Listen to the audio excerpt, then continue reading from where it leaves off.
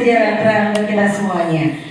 Pada yang terhormat Kepala SD Bojong Sari 01 Bapak Jayadi Adik SBD, kemudian yang saya hormati rekan-rekan sekalian Dewan Guru, para Bapak dan Ibu Guru yang luar biasa hebatnya SD Bojong Sari 01 yang alhamdulillah di hari yang berbahagia ini, hari Sabtu 24 Agustus 2024, kita semuanya bisa bertatap muka bersama dalam ruang berbagi ilmu Bojong Sari 1. Saya ucapkan terima kasih yang sebanyak-banyaknya kepada Bapak Kepala Sekolah, khususnya Bapak, karena telah diberikan kesempatan yang luar biasa ini. Ini merupakan dukungan yang berarti untuk saya. Nah, juga teman-teman semuanya, terima kasih sudah hadir di sini dan mudah-mudahan kita semuanya bisa saling belajar, saling berbagi pada hari ini dan nanti pulang tentunya dan ada sesuatu yang bisa kita bawa dan bermanfaat untuk kita semuanya.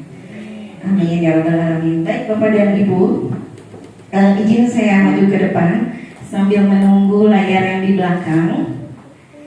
Saya mau tes konsentrasi dulu, boleh? Boleh. Sekarang ada depannya, boleh ya? Oke. Nah, ini permainannya, mungkin Bapak Ibu pernah ya. Permainannya adalah kebalikannya. Ya. Kalau saya bilang gajah, gajah itu besar atau kecil Bu? Besar. Berarti jawabnya besar.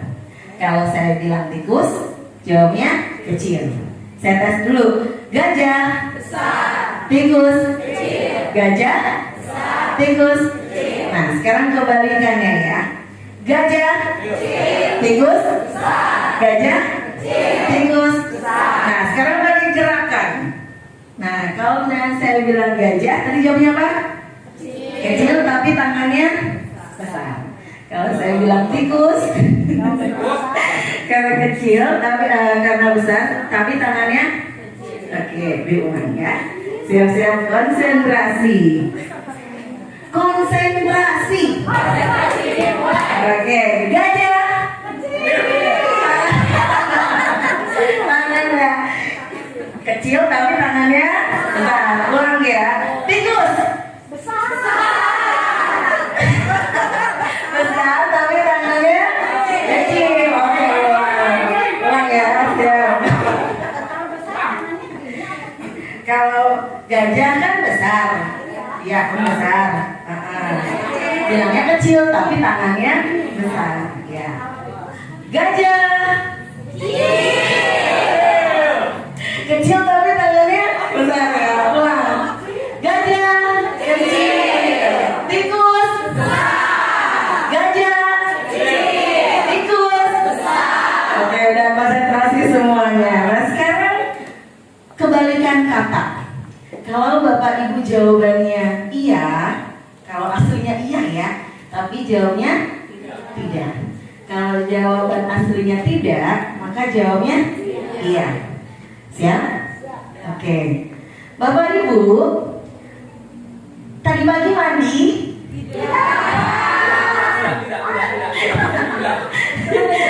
Nanti ada yang dia mandi ya. Oke, ulang saya lagi. Bapak Ibu, pengen gajinya gede? Tidak.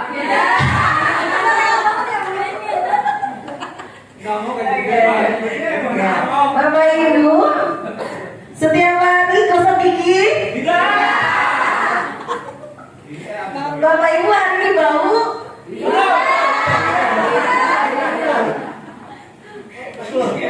Oke, Bapak Ibu hari ini terpaksa datang ke sekolah?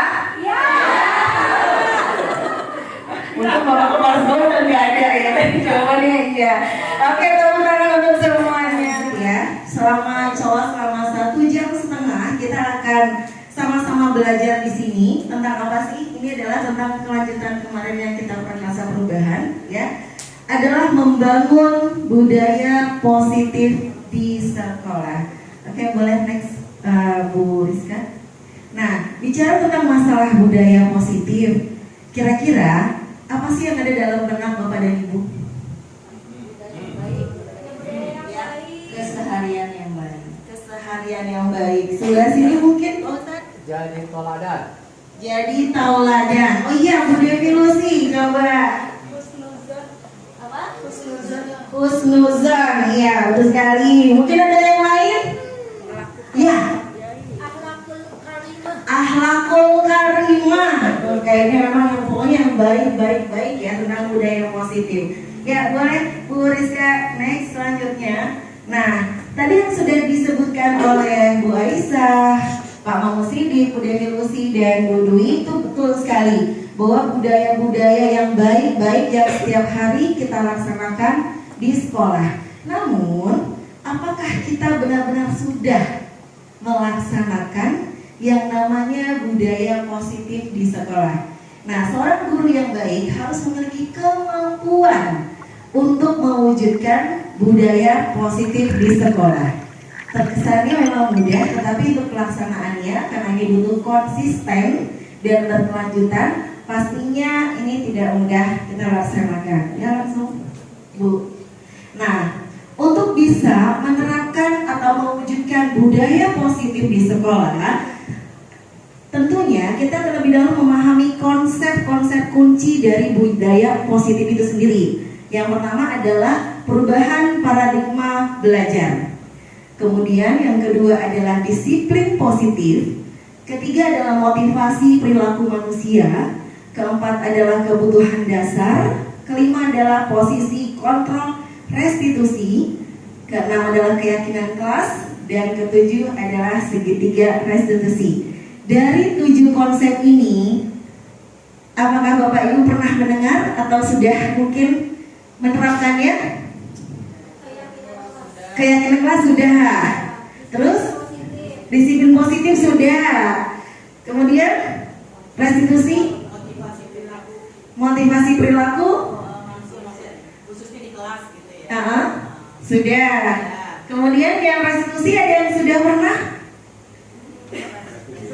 Iya, karena baru ya. Ini adalah model baru. Baru sebenarnya tidak baru, tapi mungkin bagi kita seorang guru baru mendengar ya Bapak Ibu ya. Padahal inilah yang kunci utama kita bisa mewujudkan budaya positif. Ya, next Bu Rizka, kita akan kupas satu persatu tentang perubahan paradigma belajar. Apa sih perubahan paradigma belajar itu? Kira-kira Bu, adanya? Kira-kira yang kita lakukan itu apakah sudah sesuai dengan tujuan pendidikan nasional?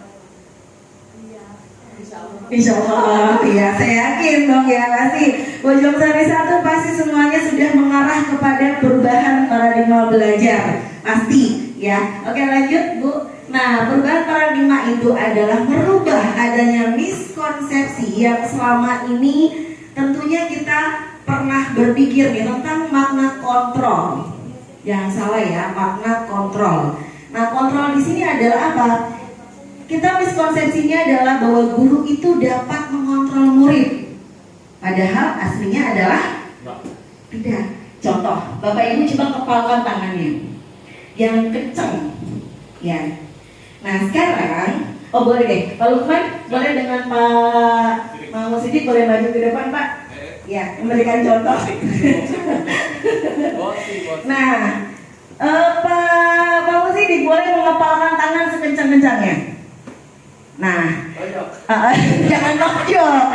Bapak, anggaplah di tangan Bapak ini adalah sesuatu yang sangat berharga buat Bapak dan Bapak harus mempertahankan itu betul-betul. Sekarang silakan Pak Lukman, gimana caranya Pak Lukman supaya Pak Mamu Sidik ini bisa membuka tangannya, mau dikelitikin, mau diapain? Silakan, sampai terbuka kira-kira tangannya, bisa nggak ya? Kira-kira bisa terbuka nggak? Ada dompetnya.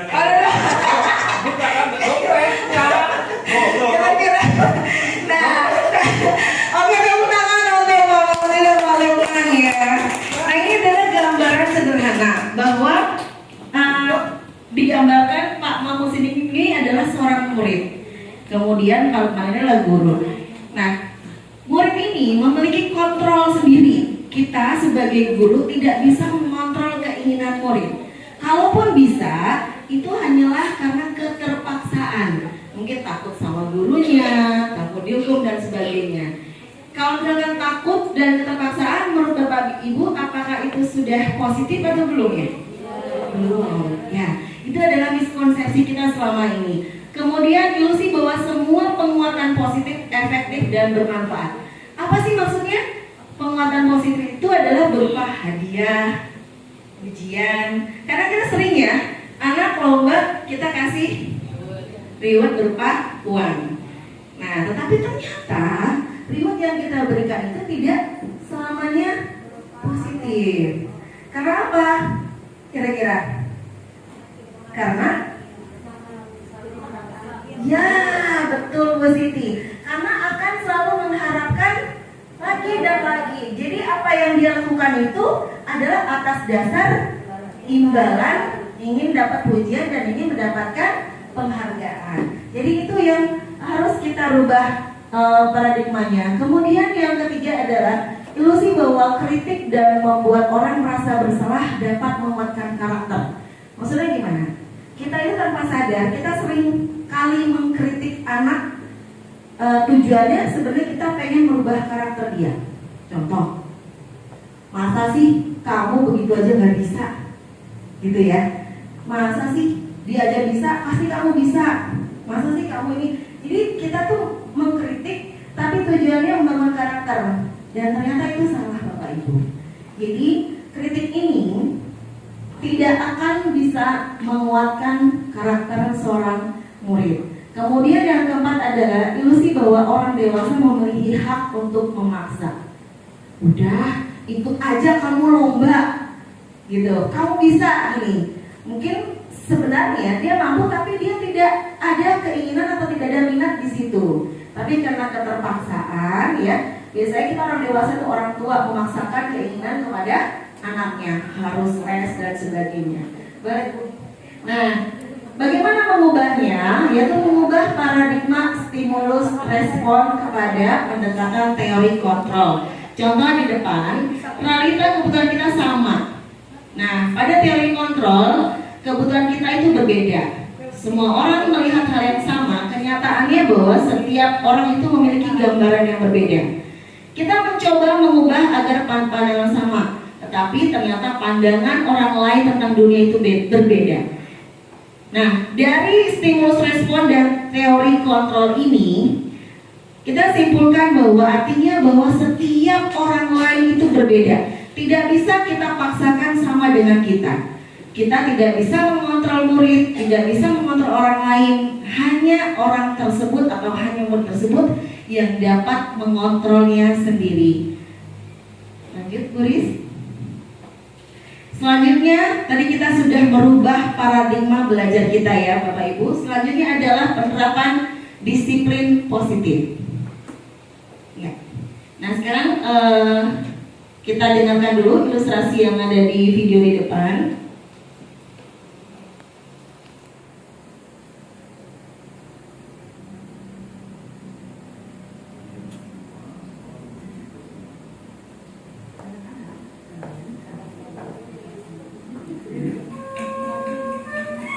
Ini kan gampang, masa gitu aja nggak bisa? Ya, ini adalah kata-kata atau kalimat yang tanpa sadar kita sering katakan kepada anak-anak kita. Ini kan gampang, masa kamu gitu aja nggak bisa? Gitu. Tapi tidak semua orang yang menurut kita gampang bunyiin not aja gitu ya. Tapi ada anak yang memang benar-benar tidak bisa gitu. Dan kita tidak sadar gitu bahwa kita menyamakan kemampuan setiap anak. Ini kan gampang, masa gitu aja nggak bisa gitu ya. Pasti sering ya Bapak Ibu ya. Saya juga sama, sering dulu ya. Lanjut Bu Rizka. Nah, memaksa bisa berhasil tapi untuk jangka yang pendek. Kita bisa memaksakan kehendak pada anak. Ayo ikut ekskul ini, ayo ikut les, ayo bermain musik, ayo renang, harus renang, semuanya wajib renang dan sebagainya. Berhasil mengajak siswa tersebut ikut, tetapi hanya untuk jangka pendek. Kemudian ada dampak negatif yang akan muncul dalam jangka panjang. Apa itu dampak negatifnya? Yang pertama adalah perilaku itu hanya akan dilakukan jika ada paksaan dari luar, karena bukan muncul dari kesadaran internal. Kemudian dampak yang berikutnya akan hilang ketertarikan, bahkan muncul antipati terhadap kegiatan yang dipaksakan. Misal yang awalnya dia tuh bukan tidak suka dengan musik karena dipaksakan terus, sampai akhirnya dia tidak suka dengan musiknya. Lanjut, Beriska. Nah, kemudian kemerdekaan berekspresi dan potensi anak menjadi sangat terbatas. Ya, next. Nah, disiplin positif merupakan suatu penerapan disiplin yang mengajarkan anak bertanggung jawab dan menumbuhkan kesadaran diri berdasarkan nilai-nilai kebajikan. Nah, disiplin positif mendorong murid untuk memiliki motivasi intrinsik atau motivasi yang muncul dalam diri anak tersebut. Nah, tujuan dari disiplin positif ini yang pertama adalah mendorong murid ke arah disiplin diri yang dapat mengontrol dalam melakukan tindakan. Jadi dengan kita menerapkan disiplin positif, kita bisa mendorong anak untuk bisa melakukan tindakan itu berdasarkan kesadaran diri sendiri. Lanjut, kemudian mendorong murid untuk melakukan sesuatu atas dasar kesadaran, bukan paksaan atau ujian. Jadi benar-benar motivasi dalam diri anak tersebut. Paksaan di sini adalah artinya dia takut karena hukuman atau apa, itu karena keterpaksaan. Kemudian disiplin positif juga dapat membuat murid lebih bertanggung jawab dan lebih mandiri. Nah, disiplin positif mengandung nilai-nilai kebajikan. Nah, di sini kebajikan itu apa sih Bapak Ibu? Kebaikan. Contohnya apa? Nilai kebaikan.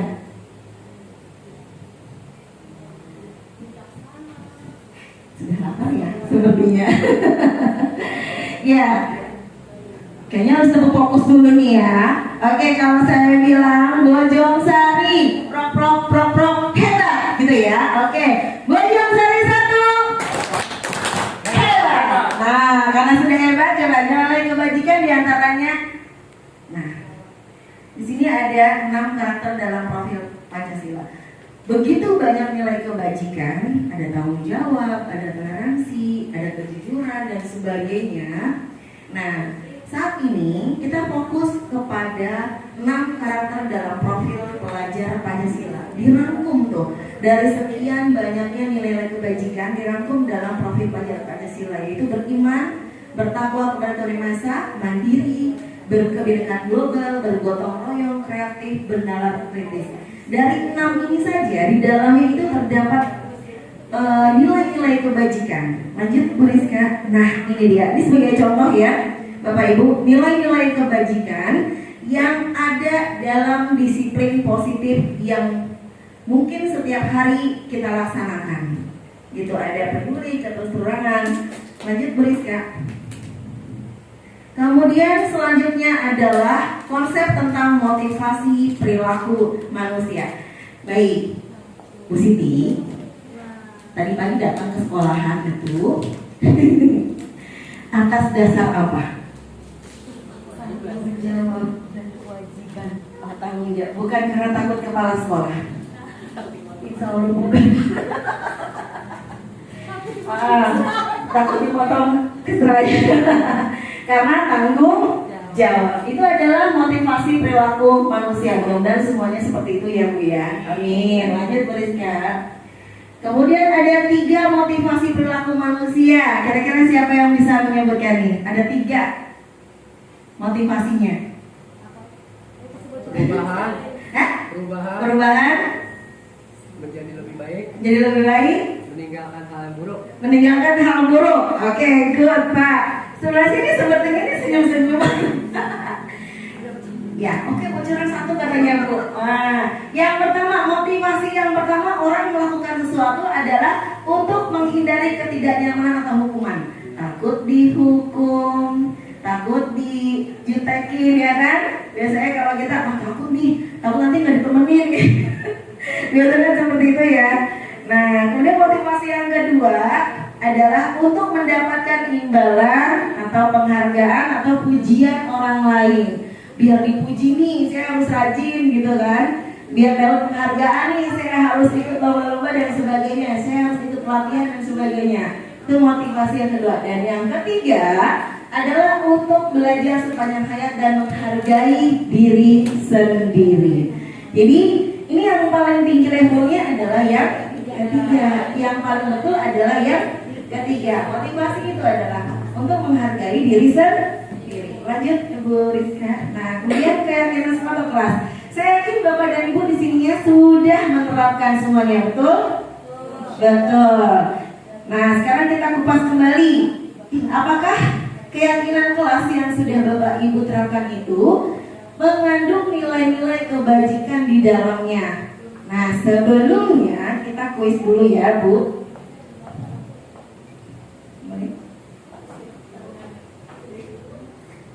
Satu. Ya, ya, mereka berdiri ya, silakan Bu Wanda. Assalamualaikum warahmatullahi wabarakatuh. Waalaikumsalam warahmatullahi wabarakatuh. Bu Dini, saya kan ada anak murid nih, sedangkan dia udah kelas 3, bener-bener belum bisa baca. Untuk BA aja untuk digabung tuh dia nggak bisa. Tadi kan kata Bu Dini kan tidak boleh memaksa anak ya untuk melakukan kebiasaan, sedangkan kan itu positif. Nah, di dalam kelas itu dia juga kayak di teman-temannya dari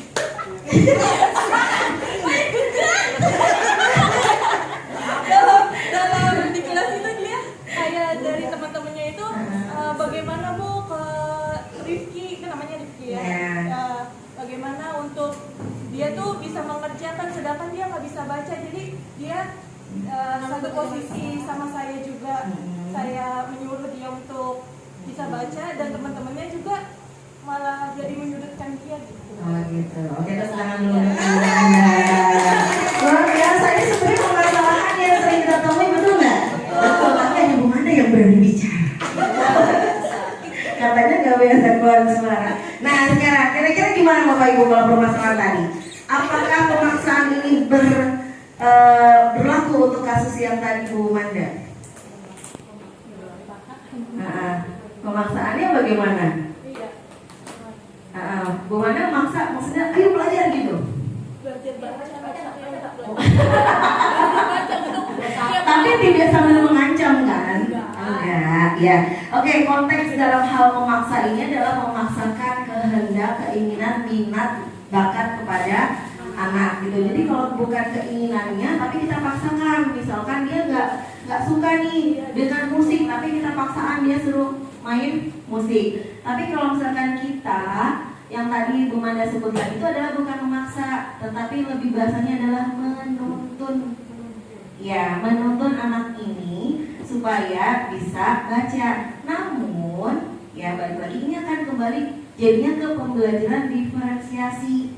Jadi Bu Manda tidak bisa nanti menyamakan pembelajaran di kelas itu si anak tersebut dengan anak yang lain. Jadi memang nanti anak ini akan mendapatkan pelayanan individu gitu, pelayanan khusus dari Bu Manda. Jadi kalau yang tadi bukan sifatnya pemaksaan ya Bu Manda ya.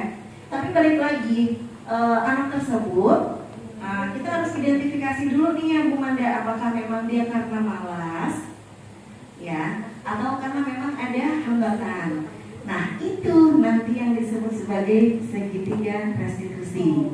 Jadi menemukan dulu nih permasalahannya kenapa. Kalau karena malas, maka harus ada tahapan selanjutnya yang dilakukan nanti oleh seorang guru. Bagaimana nih supaya mengatasi kemalasannya itu. Seperti itu Bu Manda. Ya, nanti kita lanjut yang ini ya. Oke, terima kasih Bu Manda. Yang pertama, keyakinan kelas dan peraturan kelas ada hal yang sama, betul atau salah? Salah. Yang salah angkat tangan. Yang salah Pak Lukman. Yang betul angkat tangan. Ini sama kayak murid saya ketika ditanya seperti itu. Sekali lagi, yang salah angkat tangan. Ayo Pak Lukman. Yang betul angkat tangan. Betul. Oke, hanya satu. Coba kita jawaban Pak Lukman dulu, klik yang salah. Iya, Pak Lukman betul. Coba Pak Lukman. Kenapa Pak Lukman bisa jawab salah? Keyakinan sama apa tadi? Peraturan. Jelas katanya juga beda, maknanya Simpel itu aja. Sesimpel itu aja. Ya, keyakinan kelas berdasarkan nilai kebajikan atau prinsip universal. Oh ya, tadi soal satu dulu ya, yang tadi berbeda. Kenapa? Karena dalam keyakinan kelas itu bedanya adalah kalau keyakinan kelas itu datangnya dari murid, dari siswa. Nah, kalau peraturan itu kan biasanya kita yang sudah membuat nih. Kita yang sudah membuat, mau tidak mau siswa harus mengikuti. Tetapi kalau keyakinan kelas itu kita lemparkan kepada siswa, apa nih yang mau kita yakini di kelas ini, impian kelas gitu ya. Kita mau menjadi ya, yang nantinya akan menjadi kesepakatan kelas seperti itu. Jadi datangnya dari siswa. Nah, soal kedua, keyakinan kelas berlandaskan nilai-nilai kebajikan atau prinsip universal, betul atau salah? Betul. Angkat tangan yang betul. Iya. Ini banyak ragu-ragu. Ya, coba betul gimana jawabannya? Ya, betul. Bahwa keyakinan kelas itu di dalamnya adalah terdapat nilai-nilai universal. Tetapi saya mau tanya nih Ibu, ya, dalam membuat keyakinan kelas masih ada tidak yang menuliskan gini, jangan tidak membuang sampah di kelas? masih Ada. Kalau ada ya, tidak membuang sampah di kelas. Nah, kira-kira kalau dirubah dengan menggunakan kata positif jadi apa? Ya, itu yang betul adalah seperti itu. Jadi kita menggunakan kalimatnya adalah kalimat-kalimat positif. Misal, jangan berisik di dalam kelas. Masih ada yang begitu? Nah, kira-kira kalau dirubah menjadi kalimat positifnya apa? Menjaga ketenangan kelas atau menghormati antar teman. Jadi yang digunakan adalah kalimat-kalimat positif. Jadi kita lempar dulu nih ke anak. Yuk nak, keyakinan kelasnya apa aja? Bu, jangan mengatai teman. Kita tulis aja dulu semuanya. Atau bisa dengan cara setiap anak kita bagikan kertas, mereka menuliskan tanpa dikasih nama, biar mereka mengeluarkan semuanya keinginannya. Apa yang kamu inginkan dari kelas ini? Tidak ada, ini pengalaman saya Bapak Ibu ya. Anak-anak rata-rata nulisnya begini, tidak mengata-ngatai nama orang tua, gitu ya. Ini sering ya. Tidak mengotori meja, tidak teriak-teriak. Semua diawali dengan kata tidak. Nah, nggak apa-apa. Kita tulis dulu aja semua. Yang anak-anak tuliskan tadi, tulis. Kemudian kita ajak anak, nah, yuk, yang poin 1. Kalau dirubah dengan menggunakan kalimat yang positif apa? Jadi kita kasih pemantik dulu. 1 ya, itu kasih contoh. Tadi kan ada yang menuliskan tidak membuang sampah sembarangan. Berarti kalimat positifnya adalah menjaga kebersihan. Kasih pertanyaan pemantik dulu. Nah, sekarang yang nomor 2, kita rubah lagi. Nomor 2, kalau tidak mengata-ngatai orang tua, menggunakan kalimat positifnya apa? Menghormati orang lain. Nah, itu semua sampai dengan dirubah. Kalau banyak, nah kita kerucutkan lagi. Yang kira-kira sama, kita jadikan 1. Jadi kalau keyakinan kelas itu jangan banyak-banyak, apalagi untuk SD ya. Supaya apa? Supaya anak ingat keyakinan kelas itu maksimal 10 deh. 10 aja supaya anak ingat, oh keyakinan kelasnya ini. Lalu bagaimana supaya keyakinan kelas itu bisa konsisten dilaksanakan? Tidak ada salahnya kalau kita setiap pagi sebelum belajar kita ingatkan dulu nih, anak-anak sebelum kita belajar, ibu akan bacakan dulu ya keyakinan kelas yang sudah kita sepakati bersama. Ini. Jadi anak itu lama-lama kan pasti akan ingat ya apa yang sudah disepakati bersama. Kurang lebih seperti itu. Lanjut Bu. Nah, di sini dalam membuat keyakinan kelas, guru berperan dalam mewujudkan terbentuknya keyakinan sekolah kelas dengan adanya kesepakatan antara guru dan murid. Ingat ya, harus adanya kesepakatan antara guru dengan murid. Jadi berbeda. Kalau tadi kan benar kata Pak Lukman, kalau peraturan itu datangnya hanya dari kita. Jadi murid itu mau tidak mau dia harus setuju. Lanjut, Bu.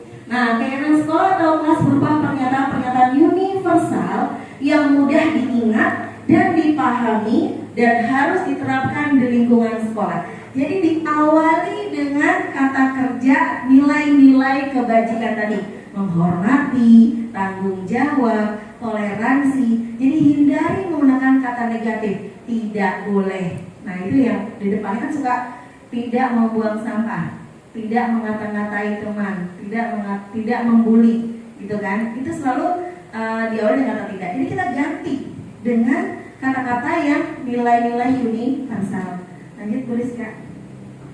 Selanjutnya adalah konsep kebutuhan dasar manusia. Nah, ini yang sering sekali kita tidak sadar bahwa setiap manusia ada 5 kebutuhan dasar yang harus kita penuhi. Kalau tidak terpenuhi, maka apa yang terjadi? Adanya perilaku yang menyimpang atau buruk. Lanjut, Bu. Nah, di depan ini adalah sebuah kasus. Ibu Ambar, guru wali kelas 2A di SD Pelita Hati, sedang bingung menghadapi ulah salah satu murid di kelasnya, Doni. Beberapa anak di kelas 2A telah datang padanya dan mengeluhkan Doni yang seringkali meminta bekal makan siang mereka dengan paksa. Jika Anda menghadapi situasi seperti Ibu Ambar, apa yang akan Anda lakukan? Menurut Anda, kira-kira apa alasan Doni melakukan itu? Ini kayaknya kejadian-kejadian yang pernah kita alami ya, Bapak Ibu, kejadian biasa yang kita alami pada anak-anak. Anak-anak ngambil sarapan temannya dengan paksa. Kira-kira apa yang dilakukan?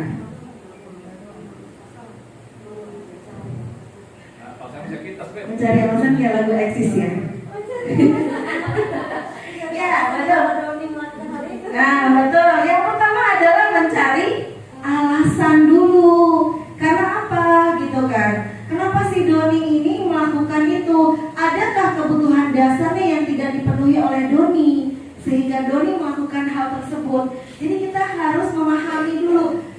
Kadang kita luput ya Bapak Ibu, kita langsung menghakimi anak itu, gitu kan ya.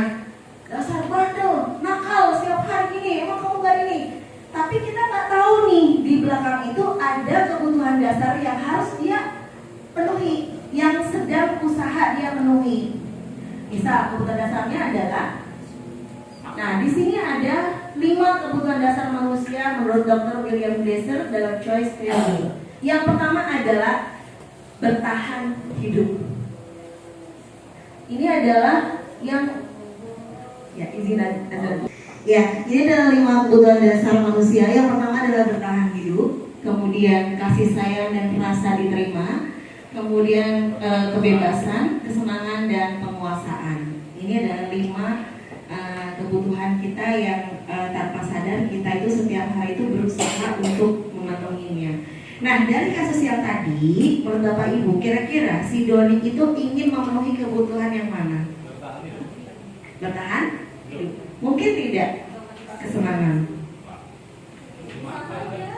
Hah? Bisa saja terjadi, ya kan? Apabila ada temennya yang membawa makanan kesukaan dia, mungkin tidak kasih sayang dan rasa diterima. Mungkin karena apa? Cari perhatian, caper ya. Jadi dia bikin ulah terus gitu kan. Supaya apa? Supaya diperhatikan oleh gurunya, diperhatikan orang tuanya. Kan lama-lama orang tuanya dipanggil. Nah, dia senang ada anak yang seperti itu. Ketika dia bikin ulah itu untuk memenuhi rasa kasih sayang dan rasa diterima, karena dia nggak dapat perhatian dari gurunya. Karena gurunya itu perhatiannya anak-anak yang itu aja gitu kan.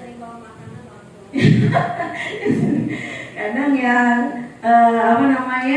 di rumah juga bapak ibunya tidak memperhatikan, akhirnya dia membuat suatu ulah gitu kan supaya orang tuanya dipanggil ke sekolah. Mungkin tidak dia kebebasan, bisa jadi tidak mau dikekang. Mungkin tidak penguasaan, bisa. dia ingin apa menjadi apa namanya ketua gitu bahasanya ya dari teman-teman. Jadi diakui oleh apa namanya teman-temannya supaya teman-temannya itu nurut sama dia, maka dia menggunakan kekuasaan seperti itu. Jadi kemungkinan itu ada. Nah, tugas kita sebagai seorang guru agar kita menemukan solusi yang tepat adalah kita harus cari tahu dulu untuk kebutuhan dasarnya. Alasan dia melakukan itu karena apa? Apakah karena kasih sayang? Apakah karena bertahan hidup? Atau penguasaan dan sebagainya? Ketika kita sudah mengetahui alasan dari yang dia lakukan itu, maka kita bisa mencari solusi yang tepat untuk dia. Kemudian nih, penjelasan untuk kebutuhan bertahan hidup adalah kebutuhan yang bersifat fisiologis untuk bertahan hidup, misalnya kesehatan, rumah, makanan. Ya, selanjutnya Bu Rizka. Nah, kebutuhan kasih sayang dan rasa diterima. Untuk disayangi, diterima meliputi kebutuhan akan hubungan dan koneksi sosial, baik dengan orang tua, guru, teman. Kebutuhan untuk memberi dan menerima kasih sayang, dan kebutuhan untuk merasa menjadi bagian dari suatu kelompok. Ada anak yang kadang dikucilkan oleh teman-temannya, tidak mau ditemani. Nah, dia merasa ingin menjadi bagian kelompok itu, akhirnya dia selalu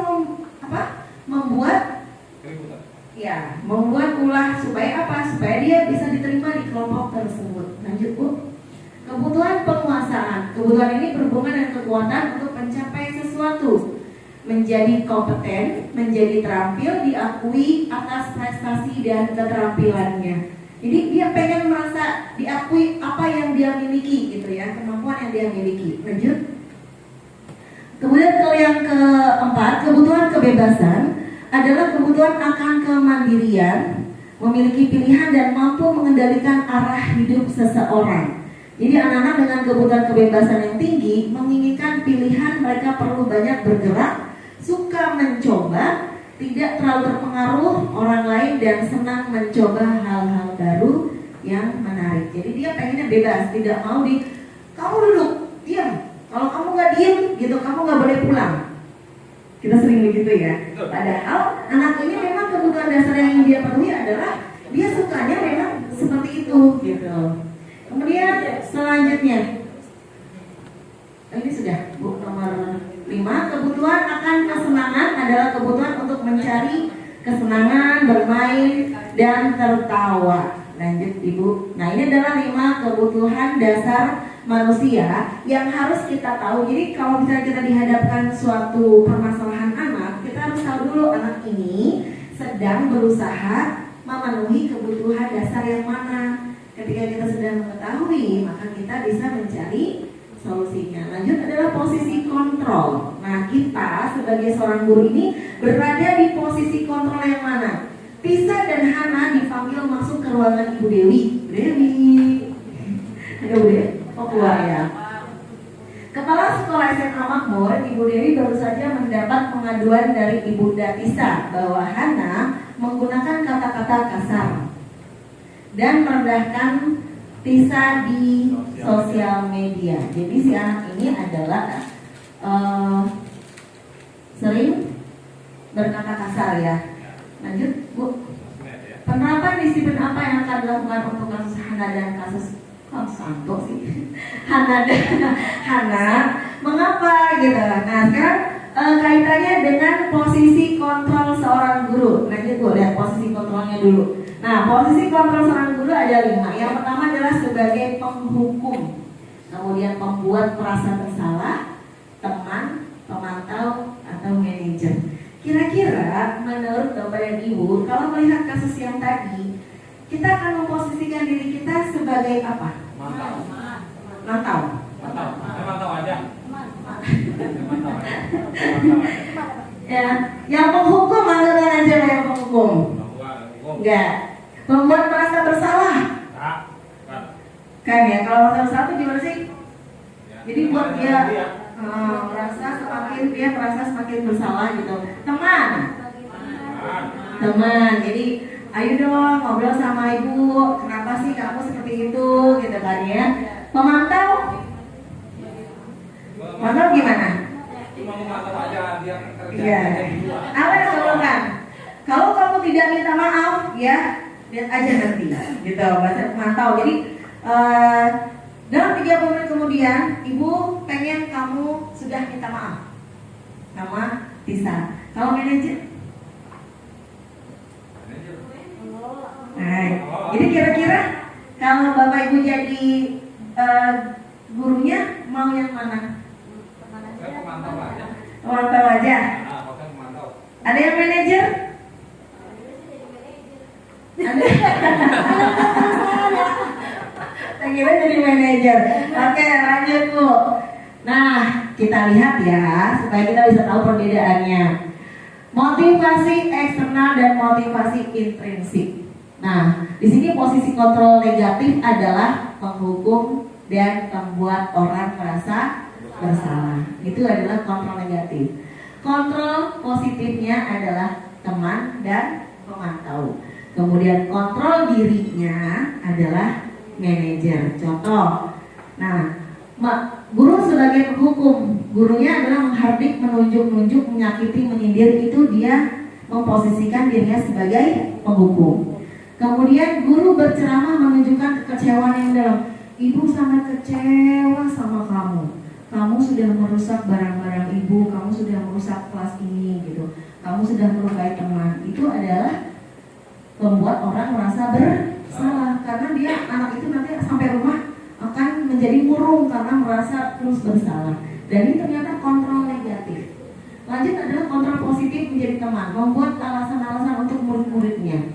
Lakukan untuk bapak dan ibu, gitu kan? Ayo dong, gitu.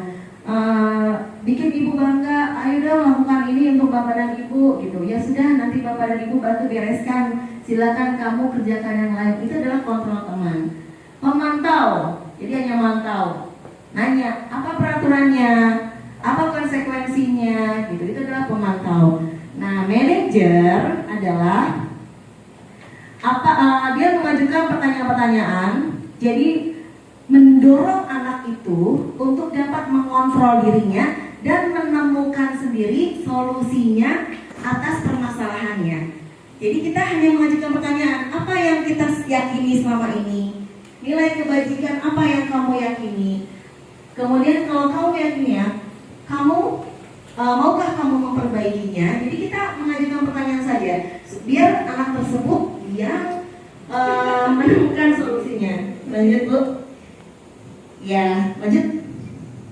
Nah, dari 5 posisi kontrol tadi, penghukum, pembuat rasa bersalah, teman, pemantau, manajer, kira-kira mana ke posisi kontrol yang paling ideal? Mantap. Yang tadi kan ada yang positif itu ada teman, pemantau, manajer. Teman, angkat tangan. Semua. Pemantau. Oke, Pak Lukman, mantau aja. Manajer. Manajer. Oke, Bu. Coba kira-kira apa yang dia? Ya.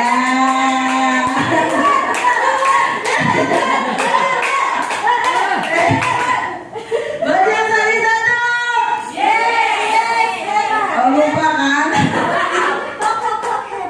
Iya. Bro, bergerak gitu kan ya. Bajak sari satu. Bergerak. Ya, oke. Coba tadi yang manajer. Betul sekali bahwa posisi kontrol yang paling ideal adalah sebagai manajer. Kenapa? Kita mengajak anak untuk berpikir kritis bagaimana dia menemukan solusi atas permasalahannya sendiri. Lanjut, Bu. Dikit lagi ya. Segitiga restitusi. Nah, ini yang kunci yang utamanya dari yang semua permasalahan kita, bagaimana kita bisa membangun budaya positif di sekolah.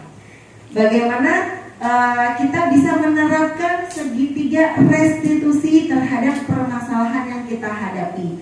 Nah, apa itu segitiga restitusi? Ya, adalah strategi yang digunakan untuk membantu siswa memperbaiki kesalahannya. Tadi ya, posisi guru adalah sebagai manajer. Lanjut, Bu. Nah, segitiga restitusi ini yang pertama adalah langkah pertama menstabilkan identitas. Menstabilkan identitas itu gimana?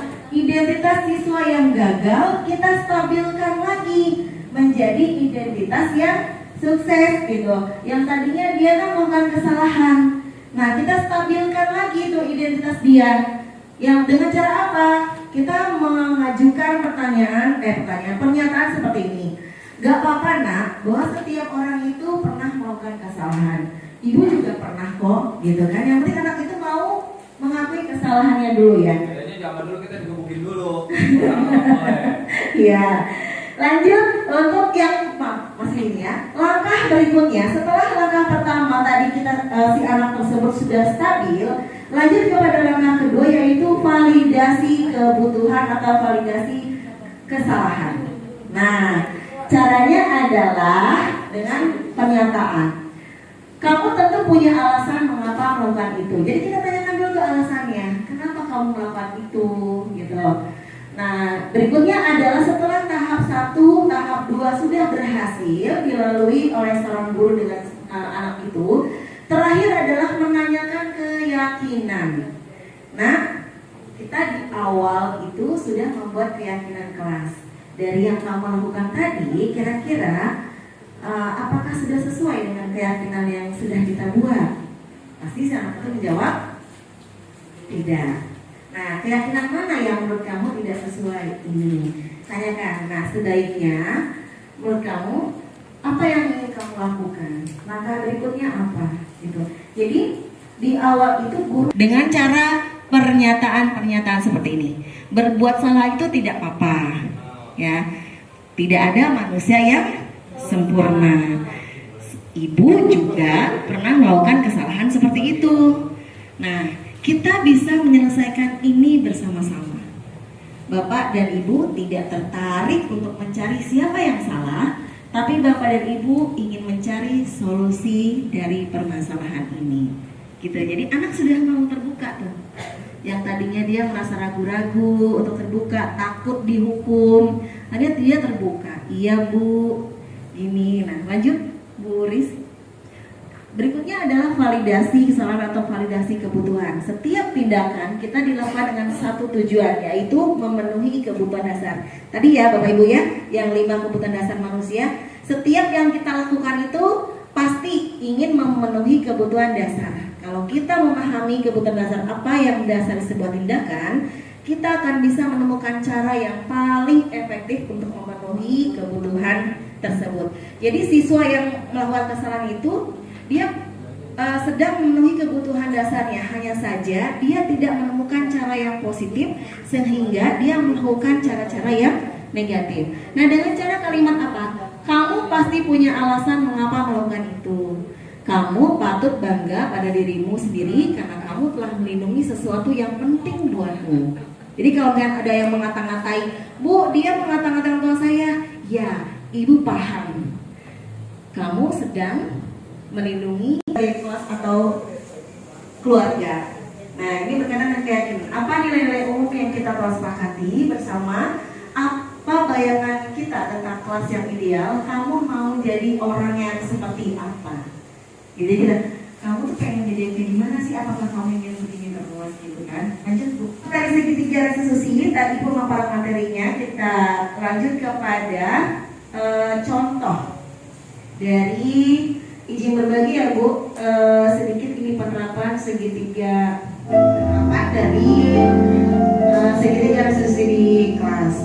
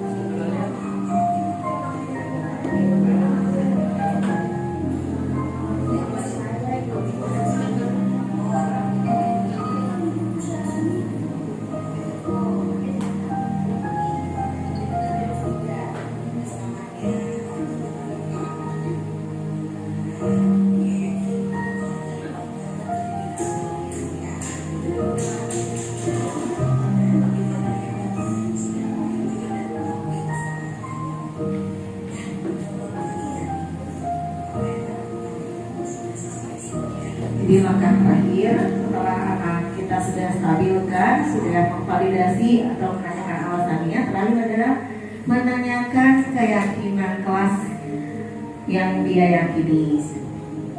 Nah, kemudian tanyakan kira-kira dia ingin menjadi anak yang seperti apa gitu. Nah, dia ingin menjadi anak yang baik, menghargai. Nah, apakah yang tadi sudah sesuai gitu? Belum. Jadi apa yang harus dilakukan? Jadi dia jawab sendiri. Kita hanya mengajukan pertanyaan-pertanyaan saja gitu. Jadi mereka yang menemukan solusinya, mereka yang menjawab dari pertanyaan yang kita ajukan.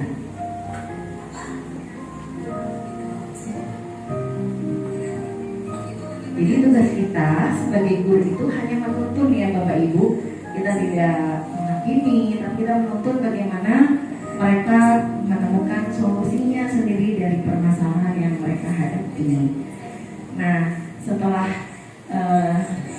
segitiga resolusi ini kejadian sebenarnya beneran ya Bu ya.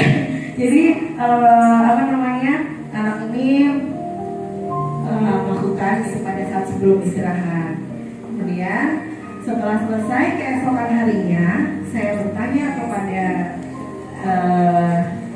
salah satu dari mereka, kira-kira perasaannya apa yang dia rasakan?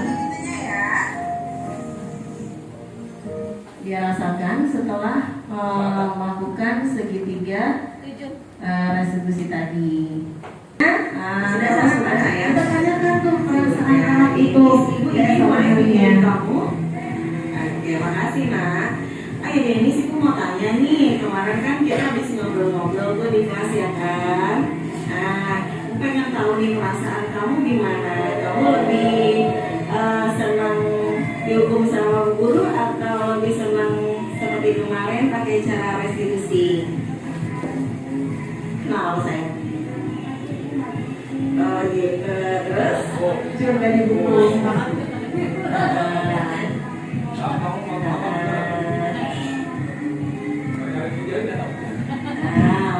Alhamdulillah ya. Terus berproses menjadi lebih baik ya Denis ya. Semangat selalu. Terima kasih anak ibu. Emang karakternya gini ya Bu Ana ya. Cara ngomongnya nggak ada apa-apanya juga memang seperti itu. Jadi anaknya ngomong tapi seninya manis kayak gurunya kan. Iya. Ya Bapak Ibu, inilah tadi tentang bagaimana cara kita membangun budaya positif di sekolah. Nah, mudah-mudahan kita semuanya bisa ya membangun, meskipun memang karena ini susah-susah gampang, kalau sebutnya tidak bisa instan, harus selalu konsisten, dan karena memang hasilnya adalah jangka panjang, jadi kita memang harus butuh kesabaran. Kalau misalnya kita udah mulai posisi kontrol kita sudah mulai masuk ke negatif nih, misalkan menjadi penghukum atau membuat rasa bersalah, kita harus mulai sadar, harus menetralisikan kontrol kita supaya ke arah yang lebih positif. Seperti itu Bapak Ibu. Sebelum saya tutup, mungkin ada yang ingin memberikan masukan atau mungkin berbagi dengan temannya, kata bertanya. Sepertinya sudah cukup ya kan. Oke, ya sekali lagi terima kasih Bapak Ibu. Mudah-mudahan hari ini pertemuan kita ini mendapatkan keridhaan dari Allah Subhanahu wa Ta'ala. Apa yang kita pelajari hari ini bisa bermanfaat untuk kita semuanya, dan bisa membawa kebaikan untuk kita dan khususnya untuk sekolah SD Bojong Sari 01. Amin. Terima kasih dari saya. Mohon maaf apabila ada kesalahan dan kekurangan. Saya akhiri. Wabillahi taufiq wal hidayah. Wassalamualaikum warahmatullahi wabarakatuh.